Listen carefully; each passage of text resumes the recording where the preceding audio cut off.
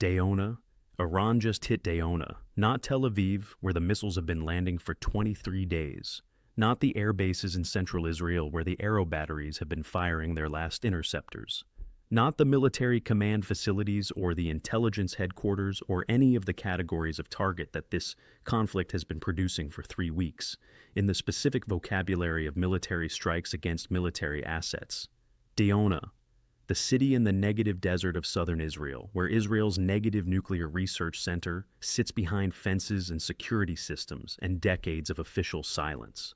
The facility that Israel has never officially confirmed and never officially denied contains a nuclear weapons program.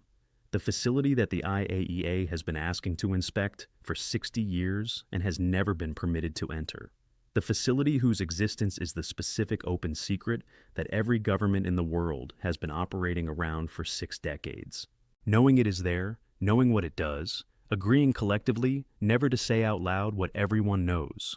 Iran just fired missiles at Dimona. The missiles broke through Israel's air defense. 180 people were injured. The International Atomic Energy Agency, the United Nations body that monitors nuclear facilities worldwide, issued an emergency statement within hours, saying it had not received any indication of damage to the Nuclear Research Center in NIV. And then, its Director General said the words that no nuclear authority figure has said about an Israeli nuclear facility in the modern era. Maximum military restraint should be observed in particular in the vicinity of nuclear facilities. The IAEA just told the world that military restraint is required near Israel's nuclear facility. The IAEA does not issue that statement about facilities that do not exist. The IAEA does not issue that statement about cities that happen to be near uninhabited desert. The IAEA issues that statement about nuclear facilities. And it just issued it about Dimona. Stay with me, because what Iran's missiles breaking through Israeli air defense and striking the city where Israel's nuclear program is located means what it says about where this conflict's escalation ceiling actually is. What it means that the IAEA had to issue a nuclear safety statement about Israel for the first time in history. What 180 injured people in a city whose most significant resident is a reactor that officially does not exist tells you about the direction this war is moving is the story that changes everything that came before it. Iran hit Dimona, the missiles got through, and the IAEA had to issue a nuclear statement about Israel. Before we continue, a quick note. Many of the events we cover on this channel follow recurring patterns: economic stress, geopolitical escalation, and systemic shocks. While researching these patterns, I created a detailed report called The Global Crisis Survival Guide, where I break down the warning signals that often appear before major global disruptions and practical strategies for navigating them. If you're interested in reading the full report, you'll find it linked in the description below. Now, let's continue with today's analysis. Let's start with what Dimona actually is, because the official silence that has surrounded it for 60 years means that most people watching this conflict have never heard the name, and do not understand why missiles reaching it is categorically different from missiles reaching every other target this conflict has struck. The Negev Nuclear Research Center near Dimona was established in the late 1950s with French technical assistance. Israel began construction on the facility in 1958 and brought it into operation in the early 1960s.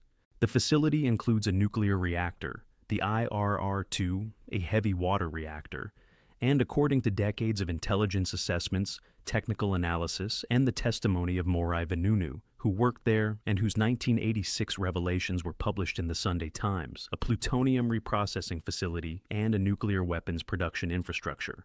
Israel has never confirmed this. Israel operates under a policy called nuclear ambiguity, the deliberate refusal to confirm or deny nuclear weapons capability.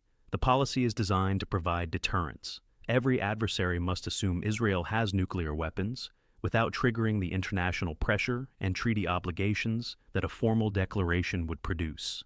For 60 years, the policy has been maintained with remarkable discipline. No Israeli official has ever confirmed the existence of an Israeli nuclear arsenal. No Israeli official has ever confirmed what Dimona does. The IAEA has never inspected Dimona.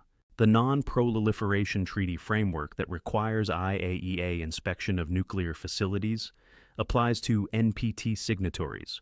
Israel has not signed the NPT. Israel is under no legal obligation to permit IAEA inspection, and it does not. What exists at Dimona is therefore officially unknown to the IAEA, officially unconfirmed by Israel, and assessed by every serious intelligence agency in the world, as including nuclear weapons production infrastructure and a stockpile of nuclear devices estimated at between 80 and 400 warheads. Iran just fired missiles at the city where that facility is located. The missiles broke through Israeli air defense. 180 people were injured in a city whose most strategically significant resident is a nuclear weapons program that officially does not exist. Let's talk about how the missiles got through, because 23 days of this conflict have produced a specific pattern in Israel's air defense capability that makes what happened at Dimona explicable. And that explanation is the most alarming part of this morning's development.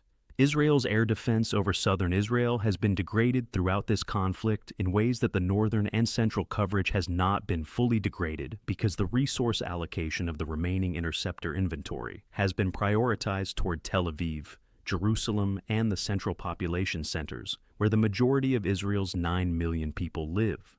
The southern Negvona Arad Be'erba has been in the coverage shadow of that prioritization. The Iranian missiles that struck Dimona and Drad came from Iranian launch positions in a trajectory that exploited the specific coverage gap in southern Israel's degraded defense architecture.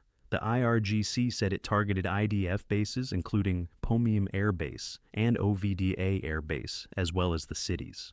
The multi-vector approach, multiple targets across the southern region, simultaneously stressed the remaining southern coverage architecture at the point of its greatest weakness. The missiles were maneuvering warheads, not simple ballistic trajectories.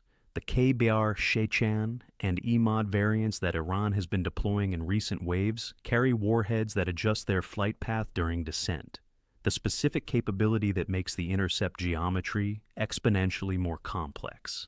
And that has been degrading Israeli interception rates from the 90% of the conflict's opening days to the 70-75% that recent waves have been achieving. At 70-75% interception against a multi-missile salvo targeting a region of degraded coverage, the math produces a specific outcome. Some missiles get through. The missiles that got through hit Dimona and Id. 180 people were injured. And the missiles landed in a city where a nuclear facility sits behind fences that have never been breached from the air in 60 years of Israel's nuclear history until last night. Let's talk about what the IAEA statement means. Because the IAEA issuing an emergency statement about Israel's nuclear facility is not a routine diplomatic communication. It is the most significant single institutional statement the nuclear watchdog has issued in the context of this conflict, and it requires specific explanation. The IAEA statement said two things. First, it had not received any indication of damage to the Nuclear Research Center in Nive. Second, a maximum military restraint should be observed in particular in the vicinity of nuclear facilities. The first sentence is reassuring in its specific content and alarming in its existence. The IAEA saying it has not received indication of damage is the IAEA confirming that the question of whether there was damage was serious enough to require an official statement. You do not issue emergency statements about facilities that were not threatened. The IAEA issued an emergency statement. The facility was threatened. The second sentence is unprecedented in the context of Israeli nuclear policy. The IAEA calling for maximum military restraint in the vicinity of nuclear facilities is the IAEA publicly acknowledging the existence of nuclear facilities in Israel that require protection from military attack. Israel's nuclear ambiguity policy has relied on the IAEA's institutional silence about Dimona's nature. The IAEA calling for restraint near Israeli nuclear facilities is the institutional framework of nuclear ambiguity cracking under the weight of a conflict that just put Iranian missiles in the vicinity of the facility that the ambiguity was designed to protect. For 60 years, the IAEA has not formally addressed what is at Dimona. Last night, Iran's missiles forced the IAEA to address it, not by naming it, by protecting it, by calling for restraint near it, by treating it as the category of facility, a nuclear facility that requires the specific protection that nuclear facilities require under international law. Iran's missiles did what 60 years of IAEA inspection requests could not do. They forced the IAEA to officially treat Dimona as a nuclear facility that requires protection. Let's talk about what Israel's government said after the missiles hit. Because Netanyahu's words in the aftermath of Dimona are the most carefully chosen words any Israeli leader has produced in 23 days of conflict. Netanyahu visited the impact sites in Iraq, in Dimona. He called it a very difficult evening for the country. He condemned Thrawn for targeting a civilian area. He announced he was strengthening emergency and rescue forces operating in the field. He did not mention Diona's nuclear facility. He did not reference the IAEA statement. He did not address the specific question that every military analyst, every intelligence official, and every nuclear policy expert was asking within minutes of the missile impacts. What is the status of the facility? The silence about the facility in the context of an official visit to the city where the facility is located is the specific form of communication that Israel's nuclear ambiguity policy requires. You cannot confirm what was near the missiles without confirming what is there. You cannot describe the threat to the facility without describing the facility. You cannot reassure the Israeli public that the reactor is intact without confirming there is a reactor. Netanyahu's silence about Diona's nuclear infrastructure while standing in Dimona after Iranian missiles struck. It is the most eloquent possible expression of 60 years of nuclear ambiguity under maximum pressure. The policy held. The silence was maintained. The missiles hit the city. The facility officially was not mentioned, but the IAEA mentioned it. And the IAEA's mention is the official international acknowledgement, and that the silence was covering something that Iranian missiles just came close enough to require protecting. And let's talk about why Iran targeted Dimona specifically, and what the IRGC's targeting logic reveals about the strategic calculation Iran is making at day 23 of this conflict. Iran's state-affiliated Tasnim news agency confirmed the missile attacks on Arad and Dimona were in retaliation for Israel's attack on Natanz. The specific logic is the exchange formula. Israel hit Iran's nuclear facility. Iran hit Israel's nuclear city. The symmetry is deliberate, and the message is explicit. You struck our nuclear infrastructure, we can strike yours. The message operates on two levels simultaneously. At the tactical level, it is a proportionality claim. We are responding to what was done to us. At the strategic level, it is a deterrence demonstration. We know where your nuclear program is, and our missiles can reach it, and your air defense cannot reliably stop them. The deterrence demonstration is the more important of the two levels because it changes the strategic calculation for every subsequent Israeli decision about whether to escalate further.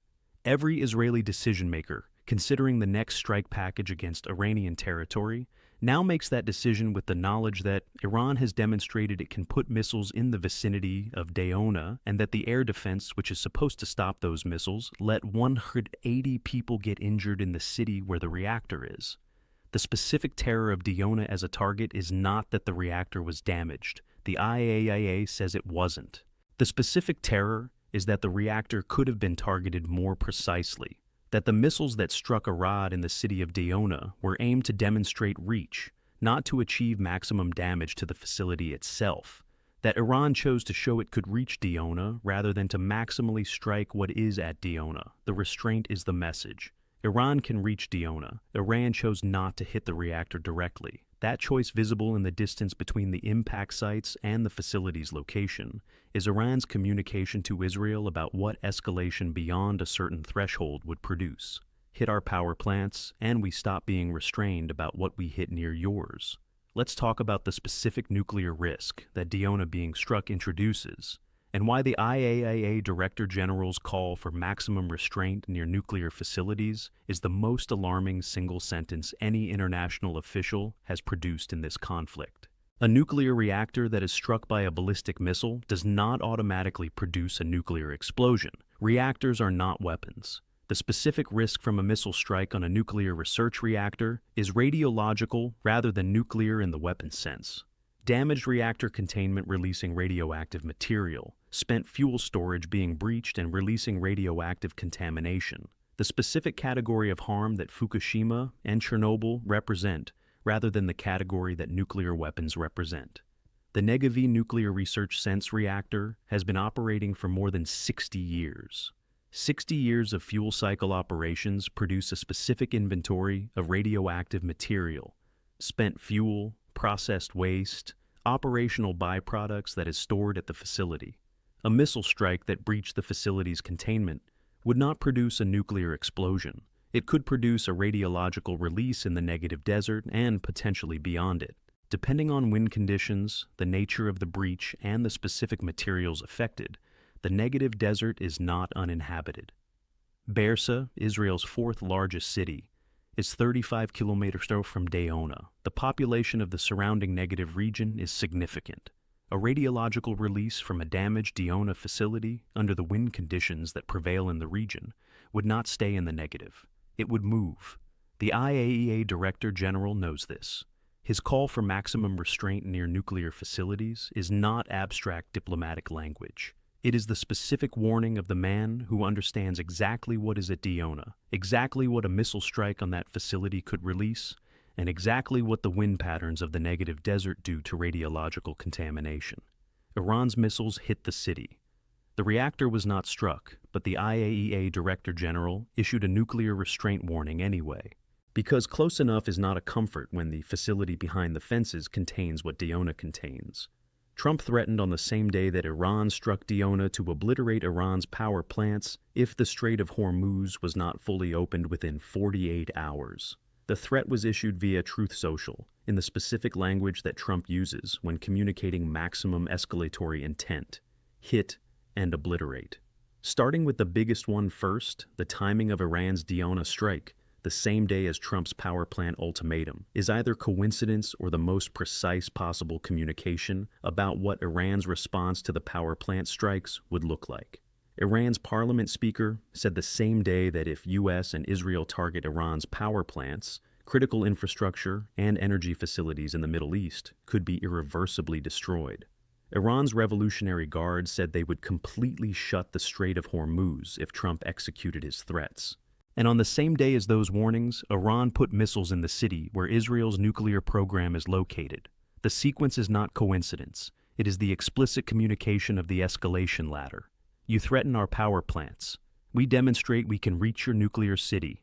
You hit our power plants. We hit what is in your nuclear city with something more targeted than what we used last night.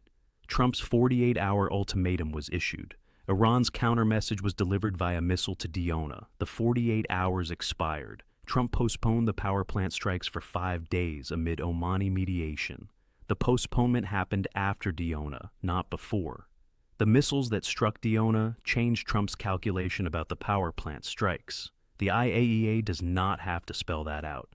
The timeline does it for them. Let's talk about what Russia and China are doing with Dimona being struck in terms of the ceasefire negotiations that are now operating at their highest urgency since this conflict began. Russia's emergency communication to the UN Security Council following the Dimona strikes used language that Russia has not previously used in this conflict. Russia described the Iranian missile strikes near Israeli nuclear facilities as creating conditions for a catastrophic escalation beyond any previous threshold, and called for an immediate ceasefire as the only mechanism capable of preventing a nuclear dimension to the conflict. Russia is using Dimona as the argument for ceasefire that overrides every previous argument that has been insufficient to stop the fighting. Not humanitarian, not economic, nuclear. The specific argument that every government in the world is designed to respond to, because every government in the world understands what a nuclear dimension to this conflict produces for everyone on Earth, regardless of their position on the conflict's origins or justification. China's response was the most diplomatically significant communication China has issued at any point in this conflict. China convened an emergency session of its National Security Council specifically addressing the Dimona situation, and issued a formal statement calling for immediate de-escalation and the resumption of ceasefire negotiations under UN auspices. China's statement specifically cited the risk of nuclear facility damage as requiring the immediate cessation of all military operations in the conflict zone. The nuclear argument is the argument that has been waiting in the background of every previous ceasefire push that failed. Every previous argument, humanitarian cost, economic disruption, oil price, ammunition depletion, IAEA nuclear program statement, has been insufficient to produce the ceasefire that the diplomatic track has been trying to achieve. The nuclear argument lands differently. It lands on every government simultaneously with the same urgency regardless of their position on everything else. Dimona being struck, even without reactor damage, even with the IAEA's reassurance that no damage indication was received, introduced the nuclear argument into the ceasefire push, at exactly the moment when Trump's power plant ultimatum and Iran's counter-escalation threats were producing the most acute escalation pressure this conflict has yet generated. The 5-day postponement of power plant strikes that Trump announced on March 23rd happened on the same day that Dimona was struck. Oman is mediating. The ceasefire conversation is the most active it has been. The missile that hit near Dimona is why. Here is what Iran's missiles breaking through Israeli air defense and striking Dimona with 180 injured means for this war from this morning forward. It means Israeli air defense over southern Israel cannot reliably protect the city, where Israel's nuclear research center is located from Iranian ballistic missiles. The air defense architecture that was supposed to make Dimona untouchable has been degraded to the point that Iranian missiles reached the city and injured 180 people in it. That is not a near miss. That is a successful strike in the geographic space that Israeli nuclear security has been designed for 60 years to keep outside the range of successful strikes. It means the IAEA has been forced to publicly acknowledge through its restraint call that Dimona contains nuclear facilities requiring specific military protection. 60 years of nuclear ambiguity survived inspection requests, international pressure, and treaty debates. It did not survive the IAEA Director General issuing an emergency nuclear restraint statement after Iranian missiles struck the city. It means Iran has demonstrated a specific deterrence capability that changes every Israeli calculation about further escalation. Not the capability to destroy Dimona, the capability to reach Dimona. The distinction between demonstrating reach and maximizing damage is the communication. Iran chose to injure 180 people in damaged buildings rather than to target the reactor directly. The choice is Iran's statement about what targeting the reactor directly would look like if Israel continues escalating. It means the ceasefire argument has acquired its nuclear dimension. The argument that has been insufficient in its humanitarian, economic, and strategic forms has arrived in the form that every government is designed to respond to. Dimona was struck. The IAEA issued a nuclear statement.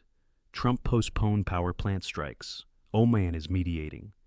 The connection between those four facts is the ceasefire that is forming around the nuclear threshold that Iranian missiles just demonstrated can be approached from Iranian territory, with weapons that Israeli air defense cannot reliably stop. Dimona, the city Israel never officially confirmed, contains what everyone knows it contains. The facility the IAEA has never inspected. The program that 60 years of nuclear ambiguity has protected from official acknowledgement. Iranian missiles reached it last night. 180 people were injured. The IAEA issued a nuclear statement about Israel. And the 48-hour ultimatum that was going to obliterate Iran's power plants was postponed for 5 days. The missiles that hit Dimona did not damage the reactor. They damaged something more fragile, the silence that has protected it for 60 years. The IAEA broke that silence with a nuclear restraint call, and the conflict that has been fighting around the edges of the nuclear dimension for 23 days just put Iranian missiles in the city where the nuclear dimension lives without warning, without interception, with 180 people injured in the negative desert and the IAEA watching.